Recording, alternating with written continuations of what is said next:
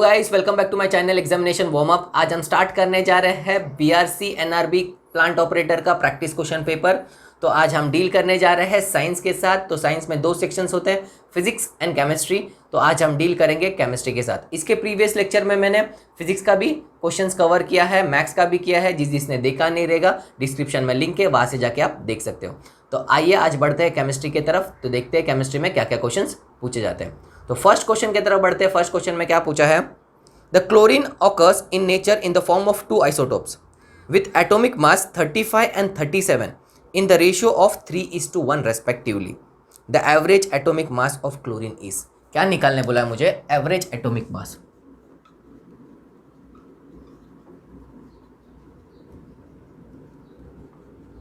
किसका निकालने बोला है, क्लोरीन का। इजी। तो क्लोरीन का नेचर में दो आइसोटॉप्स होते हैं।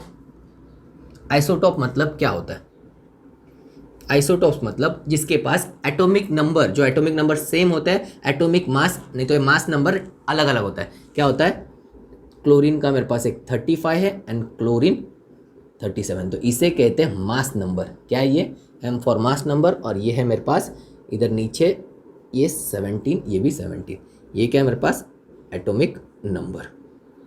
इजी। तो एटॉमिक नंबर क्या रहते हैं, सेम रहते हैं, पर मास नंबर क्या रहता है, डिफरेंट। तो इसे क्या कहते हैं, आइसोटॉप्स। तो क्लोरीन का नेचर में कितना आइसोटॉप्स है, दो आइसोटॉप्स है। इजी। तो मेरे को क्वेश्चन में क्या दिया है, R in the ratio of 3:1। क्या है, रेशियो भी दिया है, कैसा है, 3:1। इजी। तो मुझे क्या निकालने बोला, एवरेज एटॉमिक मास। तो 3:1, तो ये कितना परसेंटेज रहेगा नेचर में, तो ये रहेगा 75% और ये कितना रहेगा 25%। और मुझे क्या निकालने बोला है, एवरेज निकालने बोला है। तो 75% क्या है, 35, क्लोरीन 35, और 25% क्या है, क्लोरीन 37। तो मुझे 35 कितना है, 75%, 7% मतलब डिवाइड बाय 100 प्लस क्लोरीन 37 कितना है मेरे पास, 25% डिवाइड बाय 100। तो 25 के टेबल में 25 3 जा एंड ये हो जाएगा मेरे पास 4 जा, 25 1 जा 25 4 जा। ईजी। अभी इसको मैं सॉल्व करूंगा तो मेरे पास एलसीएम दोनों में 4 है, तो नीचे क्या आ जाएगा, डायरेक्टली 4 आ जाएगा। 35 इंटू 3 105 प्लस 37 इंटू 1 37। इसको सॉल्व करूंगा तो कितना आ जाएगा, ऐड करके 13142 अपॉन 4। अब इसको मैं डिवाइड कर लेता हूँ। डिवाइड करने का क्या आता है देखते हैं, 142 डिवाइड बाय 4, 4 3 जा 12, माइनस करूँगा तो क्या आ जाएगा 2, ये 2 नीचे आ जाएगा, 4 5 जा 20, माइनस करूँगा तो क्या आ जाएगा 2 पॉइंट, इधर भी पॉइंट, इधर आएगा 0। इजी। इधर पॉइंट नहीं आएगा, इधर पॉइंट, इधर 0, 4 5 जा 20। तो क्या आ जाएगा आंसर मेरे पास 35.5 यूनिट। इजी। तो at average atomic mass of chlorine in nature कितना है, अगर 3:1 रेशियो में रहेगा तो 35.5 यूनिट। तो ऑप्शन में चेक करते हैं, तो ऑप्शन में B is a right answer. Next question की तरफ बढ़ते हैं। नेक्स्ट क्वेश्चन में क्या दिया है, द नंबर ऑफ न्यूट्रॉन्स। तो क्या निकालने बोला मुझे, नंबर ऑफ न्यूट्रॉन्स। क्या दिया है, एल्यूमिनियम दिया है, इसका एट मास नंबर, ये क्या होता है मास नंबर, और इसका एटॉमिक नंबर। इजी। ये एटॉमिक नंबर और ये मास नंबर। तो मुझे क्या निकालने बोला है, नंबर ऑफ न्यूट्रॉन्स। इजी। तो नंबर ऑफ न्यूट्रॉन्स क्या होता है, mass number minus atomic number. तो मुझे क्या मिल जाएगा, नंबर ऑफ न्यूट्रॉन्स। तो मास नंबर क्या है मेरे पास 27 एंड एटॉमिक नंबर क्या है मेरे पास 13। तो कितना आ जाएगा ये 4 1 14। तो कितना है मेरे पास न्यूट्रॉन्स, तो न्यूट्रॉन्स कितना है मेरे पास 14। तो ऑप्शन में चेक करते हैं, तो ऑप्शन में C is a right answer. Next question की तरफ बढ़ते हैं। नेक्स्ट क्वेश्चन में क्या पूछा है, on descending a group the electropositivity character of elements. तो क्या पूछा है, on descending a group. Group मतलब क्या, मेरे पास पीरियडिक टेबल होता है। इजी। ये मेरे पास सपोज पीरियडिक टेबल है। इजी। तो पीरियडिक टेबल्स में यहाँ पे अगर मैं ऊपर से नीचे आऊँगा या नीचे से ऊपर जाऊँगा तो इसे कहते हैं ग्रुप्स। क्या कहेंगे, ग्रुप्स। अगर लेफ़्ट टू राइट या राइट टू लेफ़्ट जाऊँगा तो इसे कहते हैं पीरियड्स। क्या कहेंगे, पीरियड्स। इजी। तो पीरियडिक टेबल में 18 ग्रुप्स रहते हैं एंड 7 पीरियड्स रहते हैं, ये बेसिक इन्फॉर्मेशन। आया। तो अभी मुझे क्वेश्चन में पूछा क्या है, on descending a group the electropositivity character of element. तो क्या बोला है, अगर मैं ऊपर से नीचे आऊँगा तो इलेक्ट्रोपॉजिटिविटी, इलेक्ट्रोपॉजिटिव का कैरेक्टर कैसा होगा, सेम रहेगा, बढ़ेगा या कम होगा। क्या पूछा है, इलेक्ट्रोपॉजिटिव का कैरेक्टर सेम रहेगा, बढ़ेगा या कम होगा। इजी। तो इलेक्ट्रोपॉजिटिव होता क्या है, तो इलेक्ट्रोपॉजिटिव मतलब इलेक्ट्रॉन को लूज करना। अगर इलेक्ट्रॉन को लूज करते हैं तो उसे क्या करते हैं, इलेक्ट्रोपॉजिटिव। फॉर एग्जांपल सपोज मेरे पास एग्जांपल है, 3 प्रोटॉन है इसके पास एंड 3 इलेक्ट्रॉन भी रहते हैं। इजी, 3 इलेक्ट्रॉन भी है। अगर इसने एक इलेक्ट्रॉन, अगर इस पे टोटल नंबर ऑफ प्रोटॉन्स कितना है, कितना चार्ज आएगा, 3, तो 3 क्या आएगा मेरे पास, पॉजिटिव चार्ज। और इलेक्ट्रॉन्स कितना है मेरे पास, 3 इलेक्ट्रॉन्स भी है, तो नेगेटिव चार्ज भी कितना रहेगा, 3। अगर इसने एक इलेक्ट्रॉन दे दिया, क्या कर दिया, एक इलेक्ट्रॉन दे दिया। इजी। अभी देने के बाद इसके पास नंबर ऑफ प्रोटॉन्स कितना है, 3 है, और नंबर ऑफ इलेक्ट्रॉन्स कितना है, 2 ही है। नंबर ऑफ इलेक्ट्रॉन्स कितना है मेरे पास, इसके पास 2। अभी इसके पास पॉजिटिव चार्ज कितना है, +3, और नेगेटिव चार्ज कितना है, -2। इजी। फर्स्ट कितना था, जितना मेरे पास पॉजिटिव था उतना ही नेगेटिव था, 3 पॉजिटिव था और 3 नेगेटिव था। अभी क्या हो गया, 3 मेरे पास पॉजिटिव है पर 2 नेगेटिव इलेक्ट्रॉन्स है। तो अभी मैं इसका नेट चार्ज निकालता हूँ तो ये क्या आ जाएगा मेरे पास, पॉजिटिव। क्या आ जाएगा, पॉजिटिव। तो इसके लिए अगर इलेक्ट्रॉन देता है तो उसे क्या करते हैं, इलेक्ट्रोपॉजिटिव। तो मेरा एटम जो रहता है वो क्या बन जाता है, इलेक्ट्रोपॉजिटिव। तो मुझे इसका प्रॉपर्टी निकालना है ग्रुप में। ऑन डिसेंडिंग अ ग्रुप तो इलेक्ट्रोपॉजिटिविटी का कैरेक्टर क्या होता है, बढ़ेगा, घटेगा, सेम रहेगा। इजी करके देखते हैं। तो फर्स्ट मेरे पास एलिमेंट क्या होता है ग्रुप में, हाइड्रोजन होता है। उसके बाद क्या आता है, उसके बाद उधर हीलियम आएगा, लिथियम, ये ग्रुप 1 में देखते हैं। तो उसके नीचे सोडियम, फिर आएगा potassium, rubidium, caesium and francium. Easy. तो ये मेरे पास आ गए। तो ये सारे मेरे पास फर्स्ट ग्रुप में रहते हैं। तो इलेक्ट्रोपॉजिटिविटी किसके ऊपर डिपेंड करता है, तो इलेक्ट्रोपॉजिटिविटी साइज के ऊपर डिपेंड करता है। तो हम साइज देखते हैं इनके, साइज क्या होता है। तो हाइड्रोजन का मेरे पास इलेक्ट्रॉन कॉन्फिगरेशन होता है। तो इसके सेल कितना रहता है, 1। इसके पास क्या आएगा, 2,1, इसके पास 2,8,1, इसके पास 2,8,8,1 एंड सो ऑन, ऐसा बढ़ जाएगा। तो इसके लास्ट सेल में कितना रहता है, एक बैलेंस बैलेंस सेल में कितना रहता है इलेक्ट्रॉन, एक इलेक्ट्रॉन रहता है। तो अगर मैं सपोज इसका एटॉमिक स्ट्रक्चर बनाता हूँ हाइड्रोजन का, तो क्या आ जाएगा, 1 प्रोटॉन रहता है एंड एक इलेक्ट्रॉन उसके अराउंड गोल गोल घूमते रहता है। लिथियम का बनाता हूँ तो लिथियम के पास 3 प्रोटॉन और 3 इलेक्ट्रॉन रहता है। फर्स्ट शेल में 2 इलेक्ट्रॉन एंड सेकेंड शेल में 1 इलेक्ट्रॉन। सेम सोडियम का बनाता हूँ तो सोडियम के पास 11 प्रोटॉन रहते हैं एंड 11 इलेक्ट्रॉन भी रहेंगे। तो फर्स्ट शेल में कितने रहेंगे, 2, सेकेंड शेल में 8 एंड थर्ड शेल में 1 इलेक्ट्रॉन। इजी। तो जैसे जैसे मैं नीचे आ रहा हूँ, कैसा ग्रुप के जैसे जैसे नीचे आ रहा हूँ, तो मेरा साइज क्या होता है, बढ़ते जा रहा है। साइज क्या हो रहा है, इंक्रीज होते जा रहा है।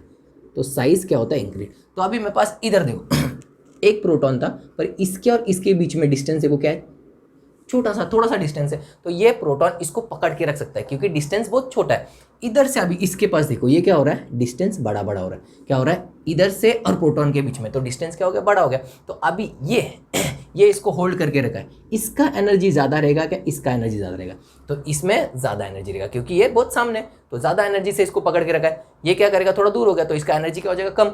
और मैं नीचे जाऊंगा तो ये ए इलेक्ट्रॉन्स, तो ये क्या हो जाएगा, इसके बीच का डिस्टेंस और बढ़ेगा। तो ये क्या करेगा, इसके एनर्जी कैसा लगेगा, कम लगेगा। तो ये इसको अगर मैं थोड़ा सा एनर्जी देगा तो ये क्या होगा, बाहर निकल जाएगा।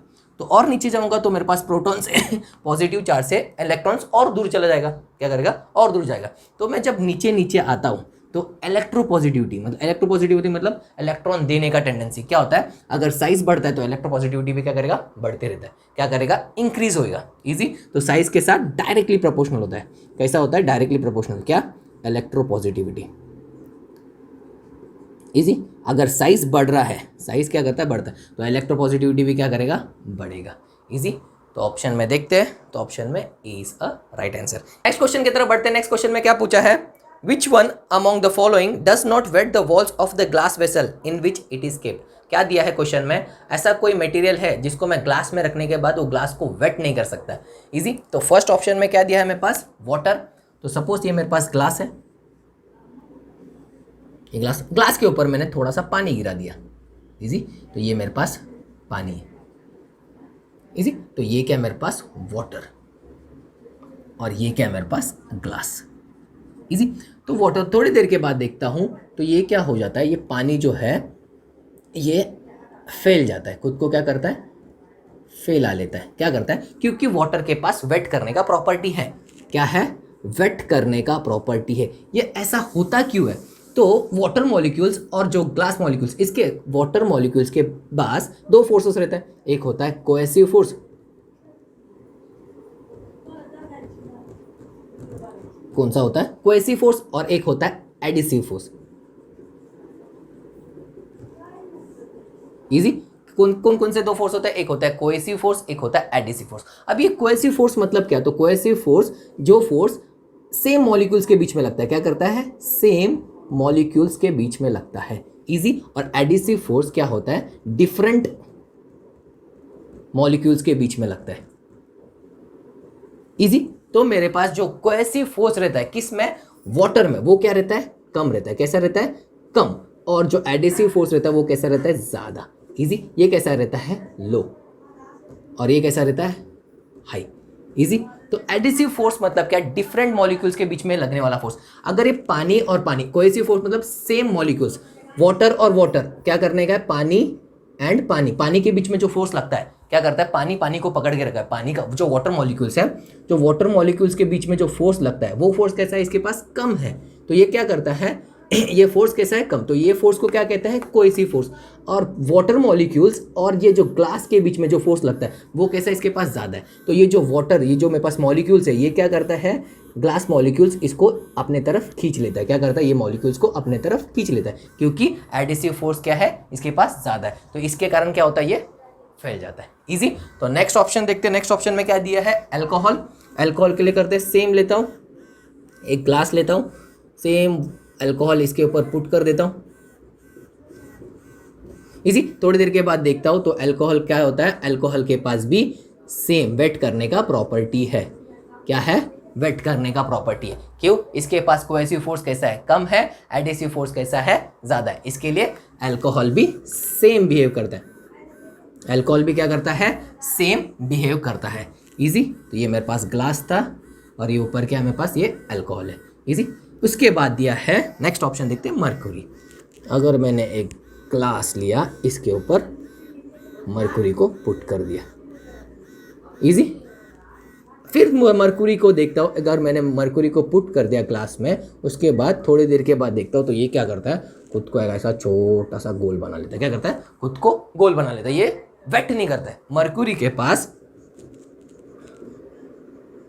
वेट करने का प्रॉपर्टी नहीं होता है। क्या करने का, वेट करने का प्रॉपर्टी नहीं होता, क्योंकि इसमें उल्टा होता है। इसमें भी दो फोर्स लगेगा, कौन कौन सा, कोएसिव फोर्स और एडिसिव फोर्स। पर इसमें जो कोएसिव फोर्स मतलब क्या, सेम मॉलिक्यूल्स, जो मरकुरी के अंदर फोर्स लगता है मॉलिक्यूल्स के अंदर, ये कैसा रहता है, ज़्यादा रहता है, हाई रहता है।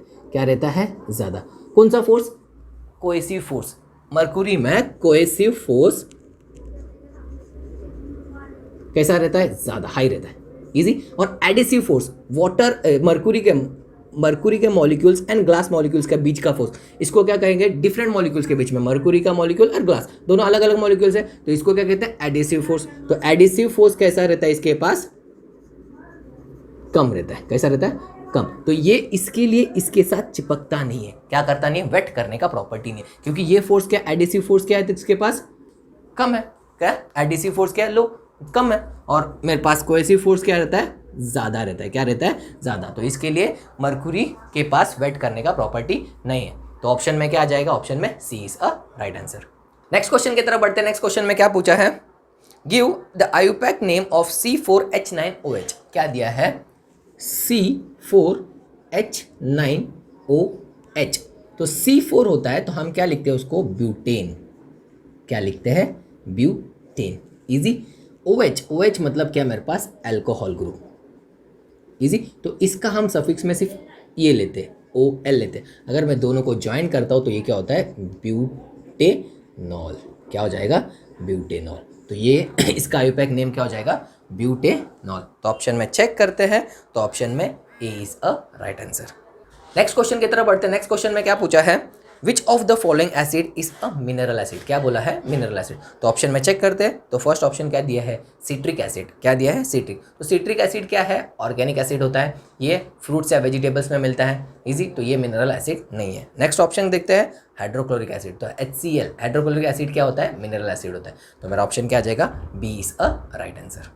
नेक्स्ट क्वेश्चन की तरफ बढ़ते हैं। नेक्स्ट क्वेश्चन में क्या पूछा है which one of the following is a reduction reaction, क्या दिया है रिडक्शन। तो रिडक्शन रिएक्शन का सपोज मेरे पास एग्जांपल लेता हूँ, कॉपर ऑक्साइड प्लस हाइड्रोजन, अगर इसको रिएक्ट करता हूँ तो ये क्या बनता है copper plus H2 water easy.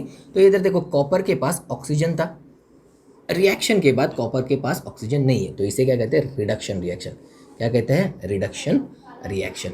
इधर देखो इसके पास ऑक्सीजन नहीं है, रिएक्शन के बाद इसके पास ऑक्सीजन है, तो ये क्या हो जाए मेरे पास ऑक्सीडेशन रिएक्शन इजी। तो ऑप्शन में देखते हैं जहाँ पे ऑक्सीजन था, इधर जिधर मेरे पास रिएक्टेंट के पास ऑक्सीजन था, फिर प्रोडक्ट के पास मेरे पास ऑक्सीजन नहीं है, ऐसा कोई इक्वेशन है क्या। तो ऑप्शन में देखते हैं, तो option C is a right answer. C में क्या है मेरे पास मर्क्यूरी ऑक्साइड क्या दिया है, उसको अगर हीट करता हूँ तो ये क्या बनता है मर्क्यूरी प्लस ऑक्सीजन, तो ये मेरा क्या है रिडक्शन रिएक्शन, क्या है रिडक्शन रिएक्शन। तो option C is a right answer. Next question की तरफ बढ़ते हैं। नेक्स्ट क्वेश्चन में क्या पूछा है the radio active isotopes of hydrogen is, क्या दिया है radio active isotope of hydrogen. तो हाइड्रोजन के आइसोटोप्स होते हैं क्या, तो हाइड्रोजन क्या निकालना है मुझे आइसोटोप्स। तो हाइड्रोजन के पास 3 आइसोटोप्स होते हैं, 1H1 1H2 एंड 1H3। इसमें क्या एक प्रोटॉन होता है एक इलेक्ट्रॉन होता है, एक प्रोटॉन एक इलेक्ट्रॉन और एक न्यूट्रॉन, एक प्रोटॉन एक इलेक्ट्रॉन और 2 न्यूट्रॉन इजी। तो इसका नाम होता है प्रोटियम, इसका नाम ड्यूटेरियम और ये ट्रिटियम इजी। ये 3 क्या है हाइड्रोजन के आइसोटोप्स। आइसोटोप्स मतलब क्या same atomic number, atomic number क्या रहेगा 111 पर डिफरेंट मास नंबर क्या रहेगा अलग अलग रहेगा इजी। तो इसमें अगर ये हाइड्रोजन है, तीनों हाइड्रोजन है, ये तीनों हाइड्रोजन मिलते कहाँ पे, सपोज मेरे पास H2 पानी है, पानी के अंदर कौन सा हाइड्रोजन रहता है, तो पानी के अंदर तीनों भी हाइड्रोजन रहता है, क्या रहता है तीनों भी हाइड्रोजन। पर पानी के अंदर सबसे ज़्यादा क्या मिलेगा 99.9% क्या रहेगा मेरे पास ये रहता है प्रोटियम इजी। उसके बाद 0.015% क्या रहता है ड्यूटेरियम, और ये ना के बराबर ही रहता है इजी इसका वैल्यू बहुत कम है। तो मुझे क्या पूछा है क्वेश्चन में, मुझे क्वेश्चन में क्या दिया है the radio active isotope. Radio active isotope मतलब क्या, जिसका न्यूक्लियस में अनस्टेबल रहेगा, जो मस्ती करते रहेगा, जिसका न्यूक्लियस क्या रहेगा अनस्टेबल रहेगा। तो ये क्या मेरे पास स्टेबल रहता है, ये भी स्टेबल रहता है, ये अनस्टेबल रहता है, क्योंकि इसके पास एक प्रोटॉन है और इधर 2 न्यूट्रॉन्स है, न्यूट्रॉन्स के पास चार्ज नहीं रहता है, इसके कारण ये क्या करता है बहुत अनस्टेबल होता है, क्या करता है अनस्टेबल, तो इसे कहते हैं। तो tritium is a radioactive isotope of hydrogen. तो ऑप्शन में चेक करते हैं, तो ऑप्शन में C is a right answer. Next question की तरफ बढ़ते हैं। नेक्स्ट क्वेश्चन में क्या पूछा है the oxygen on reaction with non metal forms oxide which are. तो क्या क्या ऑक्सीजन को अगर नॉन मेटल के साथ रिएक्ट करता हूं तो क्या करना है मुझे, नॉन मेटल को ऑक्सीजन के साथ रिएक्ट करना है, तो मुझे क्या मिलता है नॉन मेटल ऑक्साइड इजी। तो ये नॉन मेटल ऑक्साइड क्या होता है, तो ये नॉन मेटल ऑक्साइड एसिडिक होता है, कैसा होता है acidic in nature easy. Acidic in nature मतलब ये ब्लू लिटमस पेपर को रेड में टर्न कर देगा, क्या करेगा रेड में कन्वर्ट करेगा, ये एसिडिक। फॉर एग्जांपल सपोज मेरे पास सल्फर है प्लस O2, ये क्या देता है SO2 सल्फ्यूरिक डाइऑक्साइड इजी। तो ये क्या रहता है एसिडिक इन नेचर रहता है। तो ऑप्शन में चेक करते हैं, ऑप्शन में क्या दिया है, ऑप्शन में B is a right answer acidic oxide, क्या बनता है ये एसिडिक ऑक्साइड। लास्ट क्वेश्चन की तरफ बढ़ते हैं। लास्ट क्वेश्चन में क्या पूछा है which one of the following substance is most likely to be use as a soap. तो सोप में क्या यूज होता है CH3 CH2 होल 12 COONA, तो this is the most likely be use in a soap. तो option में check करते हैं, तो ऑप्शन में C is a right answer. Thank you for watching. अगर कोई भी क्वेश्चन में डाउट रहेगा या इसके अलावा कोई क्वेश्चंस में आपको डिफिकल्टीज फेस होते रहेंगे तो प्लीज़ मुझे कमेंट करके बता देना, I will try to solve it. अगर ये क्वेश्चंस का आपको PDF चाहिए तो टेलीग्राम चैनल पे मैंने अपलोड कर दिया है, वहाँ से जाके आप डाउनलोड कर सकते हो। Bye, take care.